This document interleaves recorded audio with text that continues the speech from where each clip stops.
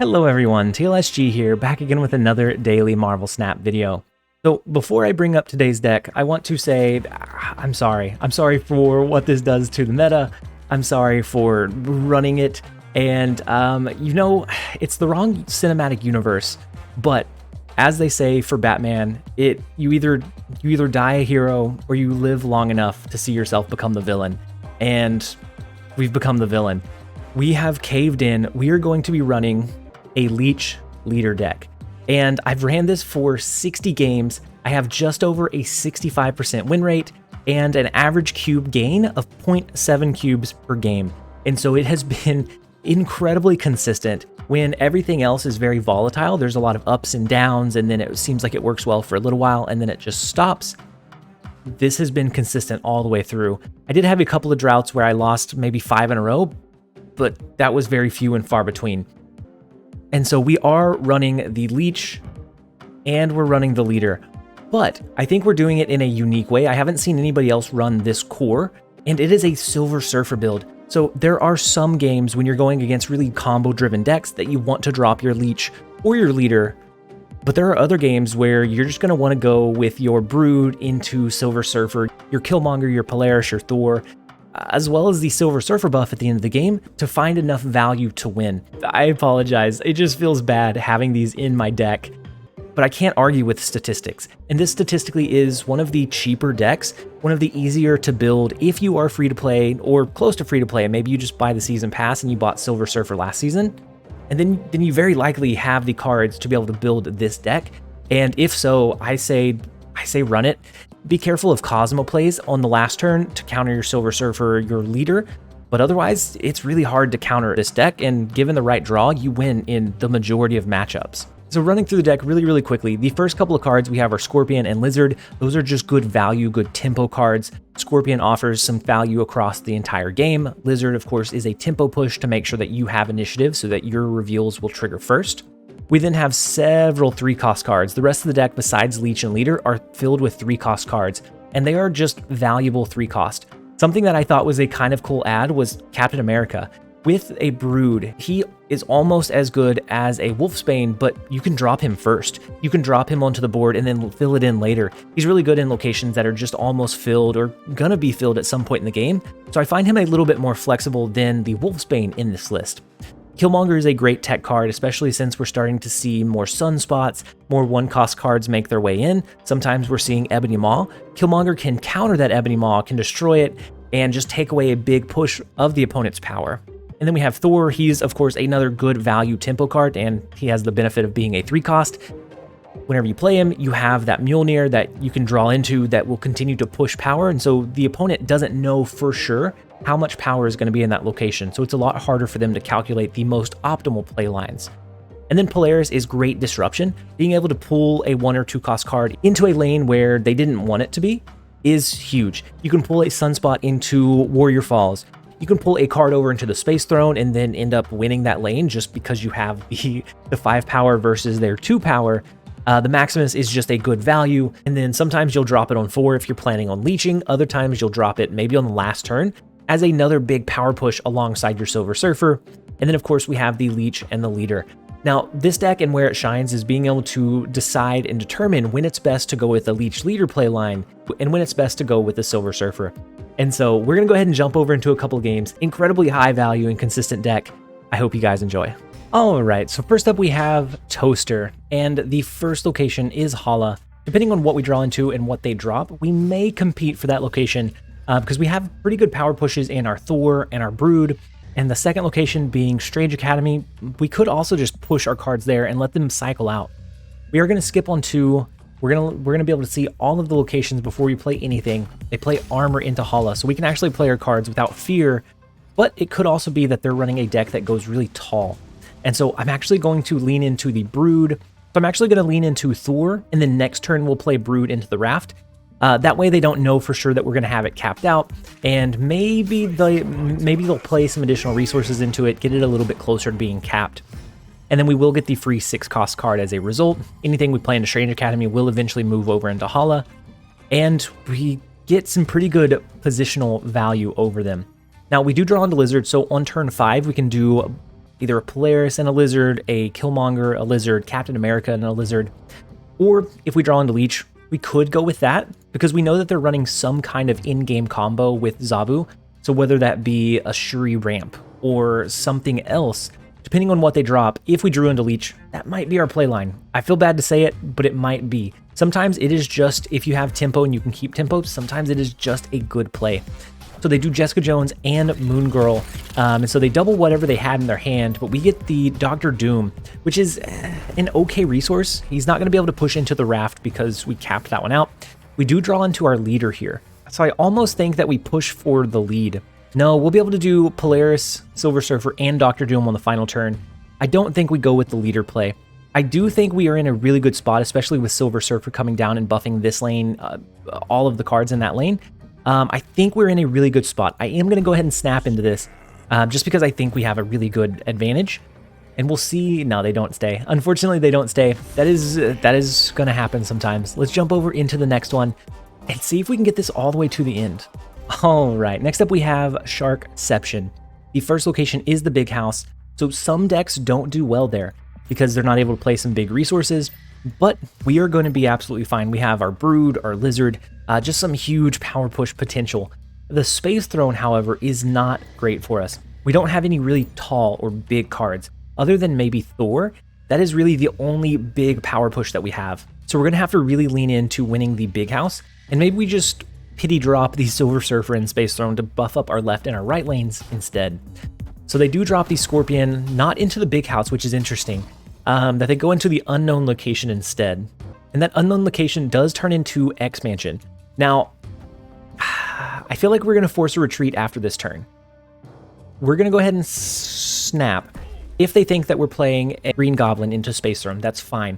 If they don't play into Space Throne, we're going to be able to pull their Scorpion over. Or if they're doing a Green Goblin of their own, we're going to have it blocked by the Polaris. I love Polaris in games that have Space Throne. It's such a phenomenal card to just be able to force the opponent into bad situations. Let's go ahead and lock this in. They do stick around. We pull their Scorpion over into the Space Throne. So we have that one locked down. They push 2 more power into the lane with their Mr. Fantastic, but that is, I mean, that's fantastic and all, but it is not enough. Cable actually comes down and pulls out of their armor, and so and it gives them the hood, which is awful. And so we can go ahead and we can play the armor, or maybe we just lean in with something like a Brood or a Captain America. I don't think we need to do armor, right? I don't think they're running anything that can destroy the hood, so I don't think we need to force that play line. I think here we're going to go with a Captain America. We might eventually go with a Maximus and a Silver Surfer. Next turn, we can do something like Brood into the X Mansion to fill that one up. And our board has developed beautifully. Now, if we get countered, that is where the leader comes in. Ooh, the Cosmo is a scary one because we're not going to be able to use Brood to fill up that location. I think it's okay. We still have the upside of the Maximus, which is a big power push in that location. He'll be able to get buffed up a little bit further from the Silver Surfer. We don't have a way to drop our Leech or our leader, but we don't need it in this game. And that is the beauty of this list, is that up until the last turn, it is a Silver Surfer list. There is never a doubt in my mind that nobody is anticipating the leader play on turn 6 or the Leech play on turn 5, because we were playing a standard Silver Surfer deck. And then all of a sudden we have that added choice. Oh, they took the 50-50 flip there between the Captain America and the Lizard, and they got the high roll. But that was a sketchy call. And so as long as we can win these two, now it looks like they are running a Silver Surfer build as well. So they can buff this lane up, but they can't buff the middle up. So I think even though they stole our Captain America, I think we're okay. I'm going to go ahead and do the Thor just for the highest base power into the X Mansion. We're going to do Silver Surfer. I don't think we can compete and win for the big house. We're going to compete for X Mansion and mid instead. And we do force the retreat. The Polaris was really the make or break of that game and what allowed us to find our positioning and find a way to win. So we are going to take the 2 cubes. Let's go ahead and jump over into the next one. All right, next up we have Viking. The first location, we get Leech in our opening hand. The first location turns into Murder World. So not every game is a Leech or a leader helpful, but there are some situations where it can absolutely make the game for you. So we're going to skip on turn 2 as well. On turn 3, we could do maybe just a Mr. Fantastic into Kunlun. That way it'll push a little bit of power across the board. It should help us find tempo. They do have an Electro, so they could be going with a Galactus deck here. And so if they are, that becomes kind of difficult to win around. Now, if we anticipate they're going to drop a Galactus, we could try to angle a Leech into whatever lane they drop it in to find some additional upside. I'm going to go ahead and play Polaris into Nidavellir, see where they end up playing their card. If this is a Hobgoblin, no, it's a Doc Ock. Very interesting. Does it pull into the Leech? It does. That is, I think that's game. I think this will force a retreat. If they're going with the Galactus play, they don't have a chance anymore. Leech is going to get pulled. It is going to leech out their cards. That is going to hit 5 resources in their hand.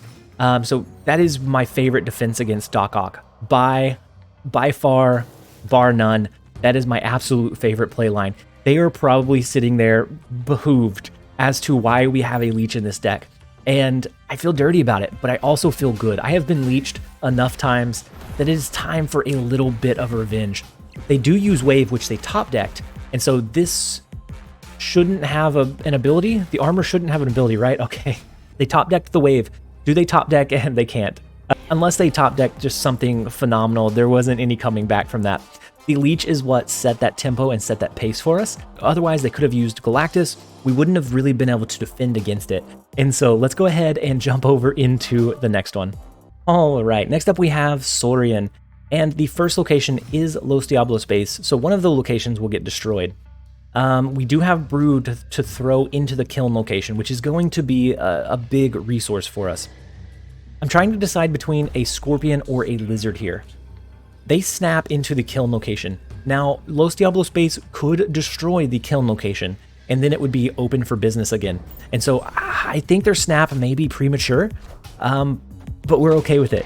We are okay with it. We are going to stick it out. I think we have a decent enough hand. We have our Silver Surfer to buff up our 3-cost cards.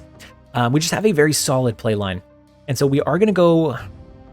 And so I do think we go with Brood on turn 3. We're going to go ahead and let them know that we just have a lot of resources here. And then that way, if Los Diablos base does not destroy it, that is perfectly fine. But of course it does. So we just do have a lot of resources here. They used a Zabu, so depending on what else they play, I feel bad, but Saurian, I am sorry. I think we're gonna go with the Maximus into a Leech playline on you. I feel dirty doing it, but I think we need to. The Hawk comes down, the Drax comes down. They still have 6 cards in their hand because of our Maximus. We're gonna do it to you. Unfortunately, my friend, we are going to throw the Leech onto the board. I'm sorry. I feel terrible, but not terrible enough to not do it. We are trying to gain some of those cubes. We had such a deficit. It has been a rocky road, a rocky climb. And so right now they have us beaten in the ruins. We have 369 that's going to be pushed here. That's going to push us to 17. We will outpower the ruins location by 1, which is nuts. We could do Mr. Fantastic as well, but I think what we're going to go with is the Polaris. If that pulls anything over, it will get destroyed. The Polaris and the Silver Surfer. Now, they have initiative, so they could mess with this a little bit. They could go with a leader by chance, but I don't think Saurian runs a leader. They do 3 cards here, one being Crossbones, it's a big one being White Queen, a big one, and then one being Rock Slide, another big one. We pull the Domino over. We do have the Maximus and the Polaris that are both going to get buffed up. By 6, we win the middle location. By 7, we win the right lane by 1. What a weird game. They had some massive power in all of the cards that they dropped with their Zabu, and we were able to outpace it with the Silver Surfer. And so I think and so there's been a lot of questions about which one I think is more broken, Zabu or Silver Surfer. I honestly think Silver Surfer is stronger than Zabu in most cases. Zabu can do some great tempo pacing. Silver Surfer has the advantage in that it is a last turn power play. And so you can push some insane power on the very last turn of the game, and as a result, you can swing those games and get bigger cube returns out of it. Zabu, you have to drop early, and then the opponent can easily retreat for 1 cube. We're going to take those 4 cubes. Let's go ahead and jump over into the next one. All right, next up we have Sad Smile. Such a sad smile. We're going to the first location is negative zone. We're going to skip on turn 1. We will tempo drop our Scorpion on 2 and just start filling the board. So we've showcased 4 games so far. Guys, I have only played 4 games with the list. We are 4-0, and that is reflective of what I've seen with this deck so far, is that it just does so much consistently, and that it was able to build in that surprise factor. That is the biggest piece to deck building, is finding a consistent way to give a surprising last turn play, a surprising in-game play to swing the advantage back in your favor. And in this case, it's the Leech and the Leader, which we haven't used Leader since I started showcasing it, but he's there as a last resort, a backup play just in case we need it. And so they do use Colossus in negative zone, which doesn't take any negative power effects. We use Scorpion, so they could be running a Luke Cage build. And so here we could do a Polaris to pull one of the Raptors over, which I think is what we do. It will take the negative effect from the negative zone, but the Raptor will also take the negative effect, unless they're going with Luke Cage, and then we get the downside out of that transaction. But I don't know. I think it's worth it. We're going to play Mr. Fantastic into mid. We can't play any low power, low cost resources into the Crimson Cosmos. So that's going to be a good target for like a leader, just in case they haven't dropped much there. Towards the end of the game, we'll be able to drop our leader to copy any kind of big plays that they have, which does feel bad. We need to be on the lookout for a destroyer as well, knowing that they have the destruction package. And so they have Hood, they have Carnage. They are leaving their Bucky Barnes alone, so that tells me they could very well have a destroyer. And if they have destroyer, then it just destroys us. I think we're gonna go Captain. I think we're gonna go Captain America here. I think this might be our first loss. I think Sad Smile is going to make us Sad Smile. If they have destroyer, I don't feel confident in a leader play. Ooh, we do get the Professor X lockdown though, so that helps our consistency. Now if they drop a destroyer, they would have to drop it into the Crimson Cosmos. This stays at 3.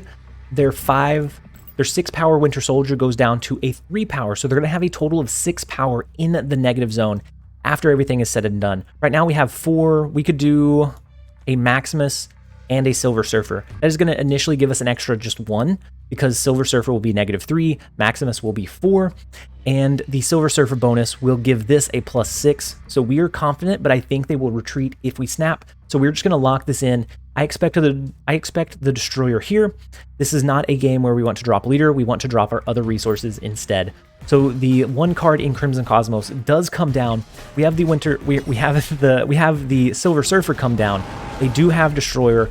We outpace them in the Savage Land. We outpace them in negative zone, and so that is why they Sad Smile, and that is why we cheesily grin, because that is 5 in a row, and this deck is insane. I don't know what it is other than it just having really good pacing, really good options, but it's just incredibly flexible. If you are outpaced or outmatched, you can lean in onto the Leech leader.